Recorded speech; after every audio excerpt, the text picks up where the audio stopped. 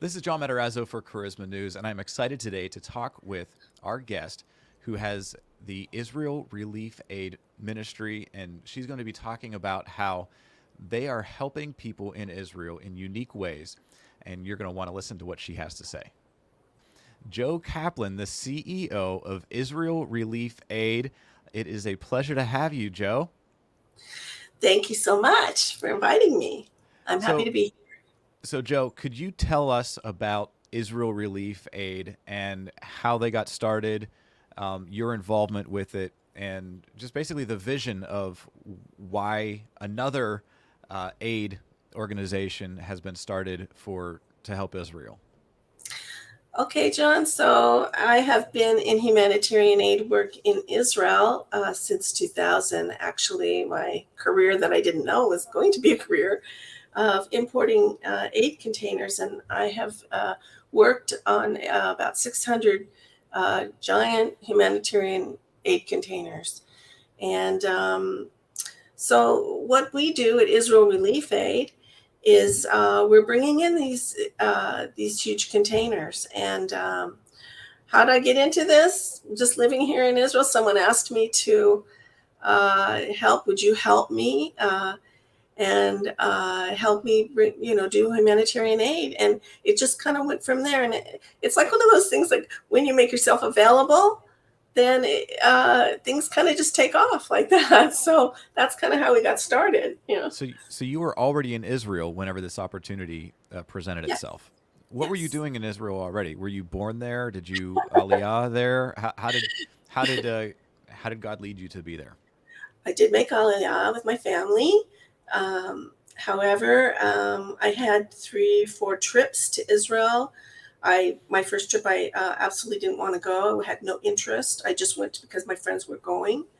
And we came to Jerusalem and stood on the Mount of Olives, looking at the scene of the golden city of Jerusalem. And something happened at that time. But then on the plane, on the way home, I was hearing a voice speaking to me saying, "You're leaving my promised land."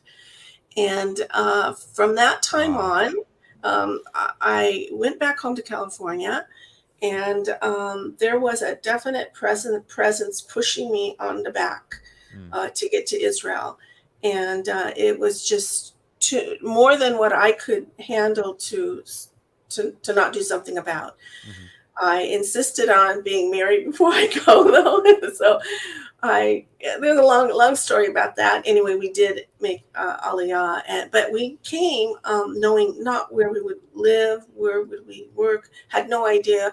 I was pregnant at the time, and Oh wow. we were just starting our family. And it was only after in Israel that all of this started working. hmm I was working actually for a few ministries in Israel, and then that's when they asked me about the humanitarian aid. Yeah. So I know a lot of Christians love to help Israel and do whatever we can to help Israel, whether it's just supporting Israel with our prayers, as we are commanded to do, to pray for the peace of Jerusalem. There's a lot of Christian organizations that help financially with things in Israel, like making Aliyah, which you were just talking about. But from your own perspective and your understanding, why should Christians care about helping Israel? Well, Christians regard Israel as the biblical Holy Land. With all of the sites, when you think about Jerusalem and Nazareth and Bethlehem at Christmas time, and the Sea of Galilee, these are Christian concepts that are ingrained in reading the Christian scriptures. And as Christians read about all of these things, and then they hear the news, and then they turn the news on, and they think all of these things happen in Israel. So they realize that Israel is a real place. It's not just a spiritual description, but it's they know that Israel is considered Christianity's place of birth. Mm, And so our listeners can ask themselves some questions, about this. They can ask, what connection do they have personally with Israel? What region did their scriptures come from, or who wrote the scriptures? Were they written by Israelis? What did Israel do for me? Uh, End time events, that's a whole other thing. will they happen in your country, or will they happen in the Middle East? Or since the scriptures teach me about Israel's past, are they going to say anything about Israel's present or Israel's future? And if so, why? And will the future of Israel have anything to do with me? Or should I be watching out in regards to Israel to see what's happening over there? Should I understand the times that we're in right now? Mhm. That Israel is in right now, and how does it line up according to the scriptures? And so I think that Christians recognize that we're seeing an ingathering from around the world. They might not know about it, but the question is, why is there this ingathering into Israel, this constant Mhm. influx of immigrants into Israel from all the countries, from Russia, Ukraine, Ethiopia, and France? U.S. is also. But the Christian scriptures predicted that this was going to happen. And so, if this was a plan divulged in the ancient scriptures, what will happen if Israel is actually too poor of a country to be able to handle all of these immigrants? Wow. What would the immigrants do? Would they simply turn around and go to their previous homelands? Probably Mhm. yes. If they can't make it out, it's too hard, and it can't be too hard or else they'll leave. And what about this grand predicted plan of Israel's ingathering? And the Christians that read about this, does this involve them in any Mm. ways? Oh, why was this written in there for? How does this relate to them? How will Israel do this? And how will all these immigrants get by? Or could it be that a remedy was already planned Yeah. in ancient times? Could it be that Christians were meant to connect with Israel and to care about where their own scriptures took place, and to care about what's happening in Israel and the present plan that's happening right now? Mhm. And are they needed for that? Is there a There's a connection? Is lot of there a reasons to there's a lot of planet? reasons for Christians to help Israel for sure. And Yeah, I there's think, yeah. one of the things that I always go back to is, God promises that He will bless those that bless you, and curse those that curse you. And so, when regarding to talking to, I think Abraham, and this part of the Abrahamic covenant, and so, that's an important thing. If we are blessing Israel, then we will see a blessing as well. And so, But there was no reason to give that promise. There was no, unless there was supposed to be a yeah, reason later on. And, absolutely, and this right now is what's happening with all of these immigrants. And this is the connection that there was a need. yeah, There was a need. The land of Abraham, Isaac, and Jacob, that Jacob's name was changed to Israel. right, And right, so it is still the same promise, and it's yeah. meant for this time. And So, and so you mentioned immigrants, and I'm thinking about what's happening in Ukraine right now. There's the war, Russia aggression and everything. Are you able to help Ukrainian immigrants and refugees that are coming to Israel? And if so, how are you doing that? Well, yes, we've seen also all around in Ukraine, any way that can get out. We have actually partnership teams up in that area where we're doing a lot up in that area. Actually, we're not talking a lot about it, but we're helping them get out, and we're feeding and housing them up all around Ukraine. But here in Israel, everybody wants to know, well, what are we doing here in Israel? And our focus, yes, has been on giving bags of food every month in Jerusalem and Ramah, in all the cities around that the Ukrainians have gone to or been placed to. And they still, even when they get to those places, they still have almost nothing. So they need food, they need clothing. And then we have our network of aid centers. We have this huge infrastructure of aid centers that have all the clothing and the household goods and things like that. So this is what we're doing. We're trying to focus right now on the new immigrants in Israel. Right. So, what makes Israel Relief Aid unique? Because I know there's a lot of Israeli registered nonprofits, and there's a lot of organizations doing a lot of good things. But uh, what makes Israel Relief Aid unique and different? Okay, well, when we talk about some of the well-known Israeli nonprofits, most of them, many of them actually, are anti-Christian in every respect, except for taking Christian money. And when today's listeners, Really? a lot of Wow. them say, yes, when today's listeners align themselves with an organization, they can check on that organization to see, are they mainline Jewish? Mm. Because if so, then it's a given that they're anti-Christian, because that's part of their platform, to be a Jewish organization. And so we are like 360 degrees, 180 degrees different from that. These organizations, aid organizations in Israel, are spending a astronomical amount of money on property. They all want to have a property. They want to have offices. They want to have a warehouse. And all of this cost is astronomical, has to be paid by somebody. So these costs are paid by the donors, but the donors are not told how much of all of the monies coming in are actually going, and how much is really paying these huge costs for property and property tax and forklifts, trucks and trucks repairs and all of these things, security, insurance. The costs are astronomical. I have been there. I've actually built a gigantic warehouse. Wow.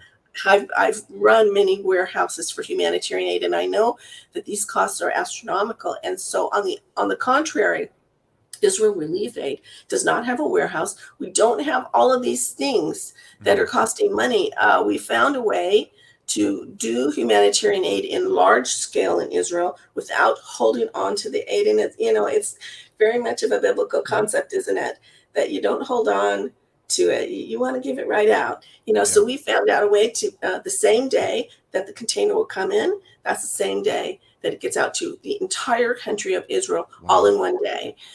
And we're also giving, of course, the monthly food bags and school supplies and different things. It just depends on, is there a war going down in Sderot? Do we need to get down there? Whatever it is, we're on top of it, and we're trying to help. Yeah. So on your website, which is israelrelief.org.il, I see that there's this technology called fast flow technology. Could you explain that, and what's the purpose of that? And for those that are just listening, can you just really describe what it is that does?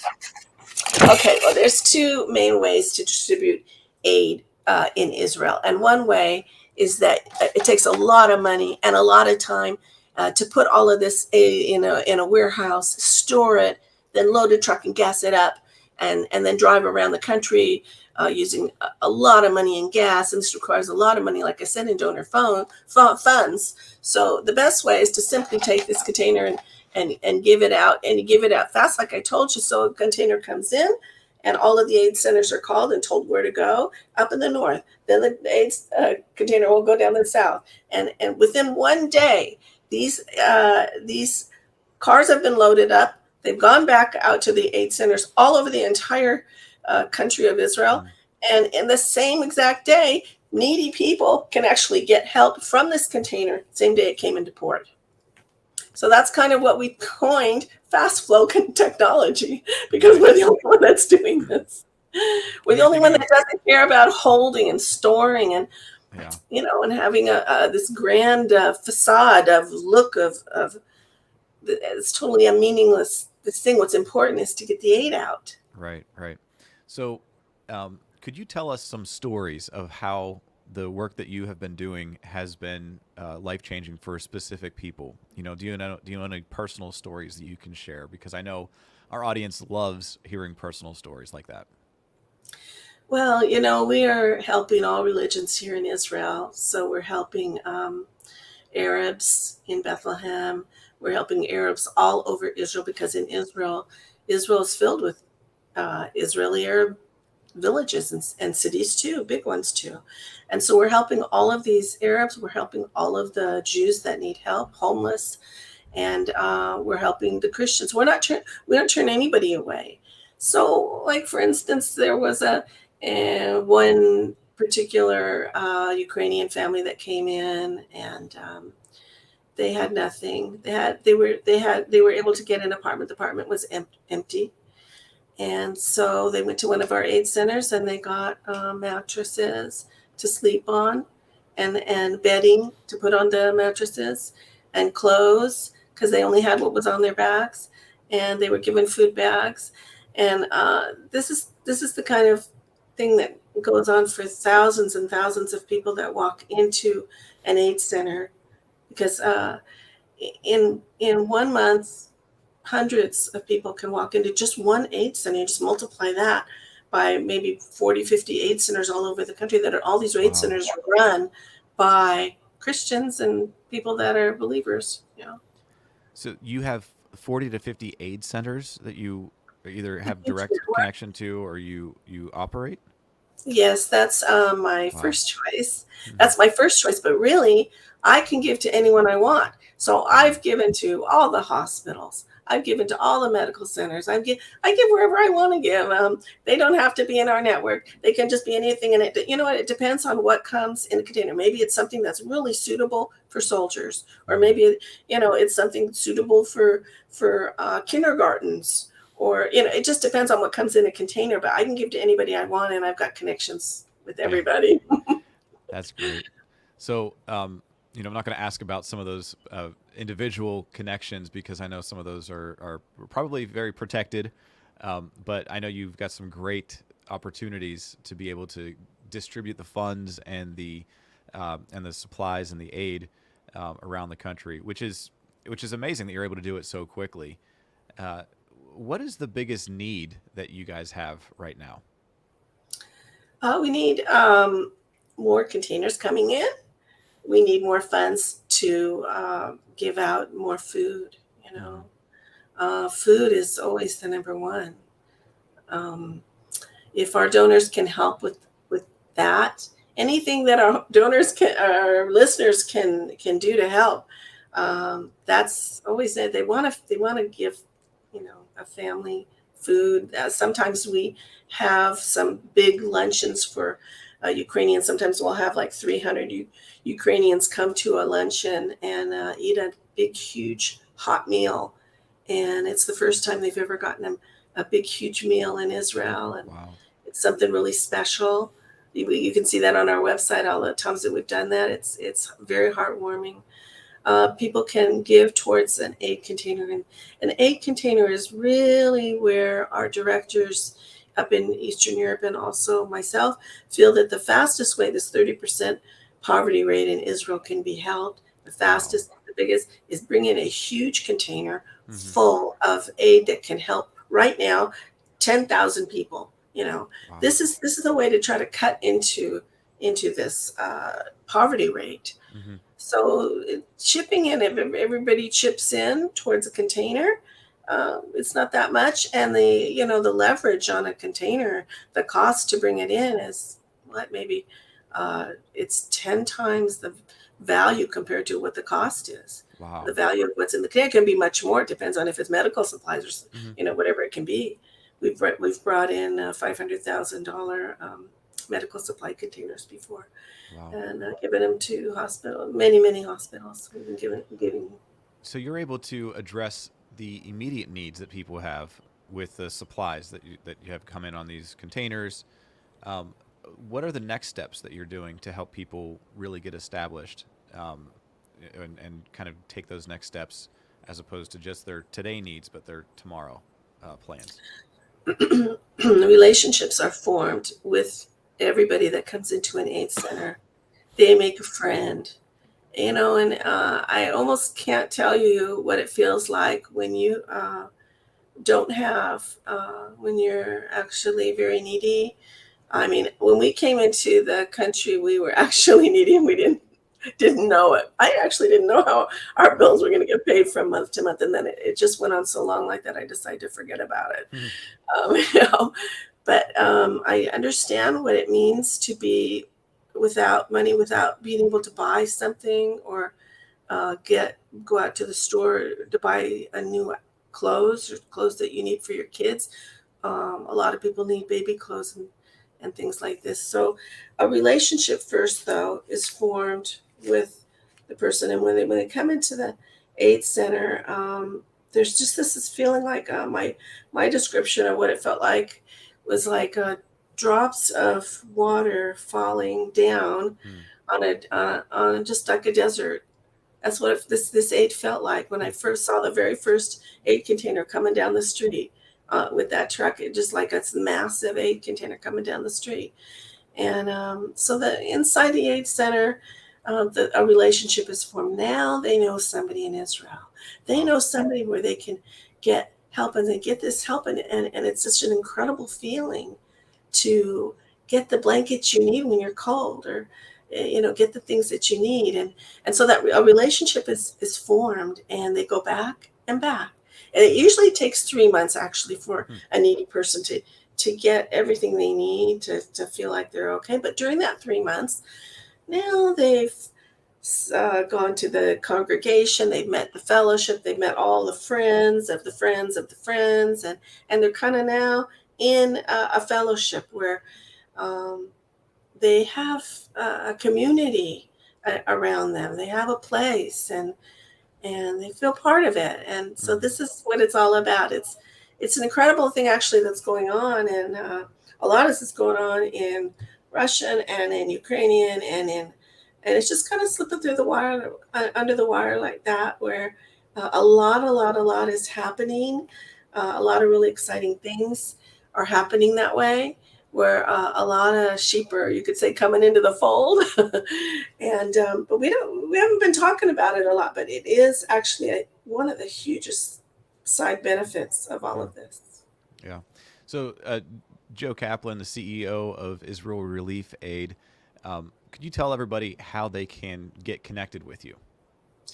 They can go to our website at www.israelrelief.org.il. We're also on Facebook and Instagram and Twitter. And we have telephones. They can call us. In the United States, we have a rep. I'm in Israel. When you come to Israel, you can look me up. I have a telephone number online, Hmm. and we have our emails there. We would love to hear from our listeners. Love to hear how they were interested in what was said on this podcast, and Yeah. Uh, so that's how we get a so I want hold. to encourage people, if you feel gripped by the Holy Spirit to do something to help with Israel Relief, you can go to israelrelief.org.il. Don't forget the .il part, because that'll take you to the Israeli site as well. So as we're leaving here, Jo, I just want to thank you so much for the work that you're doing and how you're providing a way for the needy to really feel the love of God, and helping them with their next steps to do what God has brought them to the land of Israel to do. Whether that's coming in through Aliyah, or they're just at a hard time at that moment, you're doing incredible work with the resources that God has entrusted you with, and so I just want to thank you for what you're doing. Well, it's my honor. It's my honor and privilege to be a servant that wants to be considered a servant that did a job well. Yeah. Awesome. Well, it's been a pleasure to have you here, Jo. Uh, Jo Kaplan, the CEO of Israel Relief Aid. This has been John Matarazzo for the Charisma News Podcast. God bless you.